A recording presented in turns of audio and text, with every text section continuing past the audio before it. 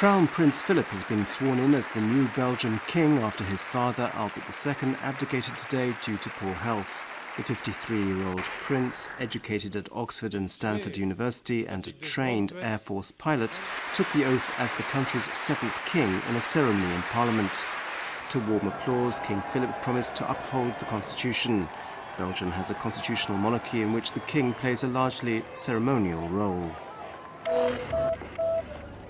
Exit polls indicate that Japanese Prime Minister Shinzo Abe has won a majority in Japan's upper house.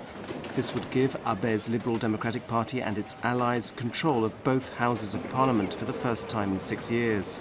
Official results are not expected until Monday.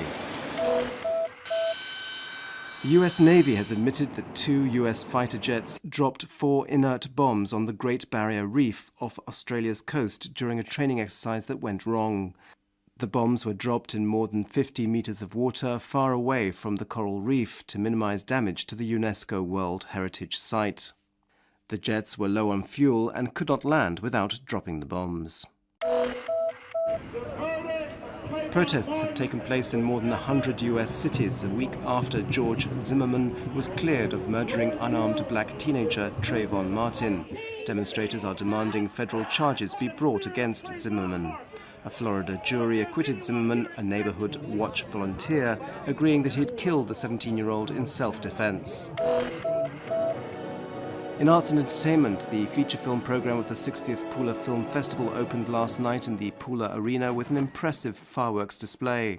This evening, 2 films will be shown. At 9:30 p.m. there'll be a screening of the comedy The Priest's Children, directed by Vinko Breshan, and at 11:30 p.m. you can catch the feature-length drama Vis-a-Vis, directed by Nevio Marasovic. In the central Adriatic city of Šibenik, the Salsa Beach Splash Festival has come to an end.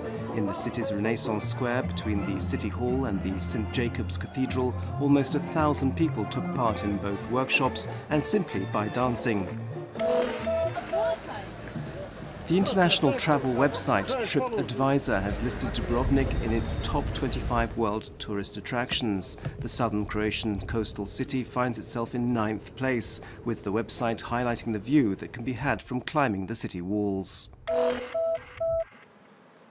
In sport, Ivo Karlovic has reached the final of the ATP tournament in Bogota after defeating the South African Kevin Anderson for a final score of 6-4, 6-7, 6-3. In the final, which will be played this evening, he will meet Colombian Alejandro Fala. The ATP tournament in the Istrian coastal resort of Umag was officially opened last night. In the first round, Antonio Vej faces Serbian Viktor Troicki. Mate Pavic will play Gael Monfils of France. Croatia's best player, Marin Cilic, is not competing due to a knee injury. Croatia's junior handball team has completed the first part of the World Championships by coming second in its group.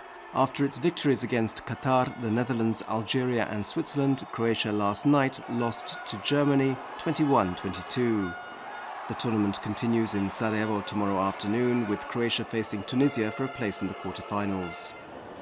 On the penultimate day of the World Taekwondo Championships, 2 Croatians were in competition. Martina Zubcic in the under 57 kilogram category lost to Jade Jones of Great Britain 2-12, while Tomislav Karaula in the under 63 kilogram category lost to Mexican Abel Mendoza 1-7. Monday's forecast calls for sunny and hot weather. Winds inland will be mostly weak. On the coast, there'll be a moderate to strong northeasterly Bura wind, which will gradually weaken during the afternoon, turning to a moderate to strong westerly and northwesterly wind.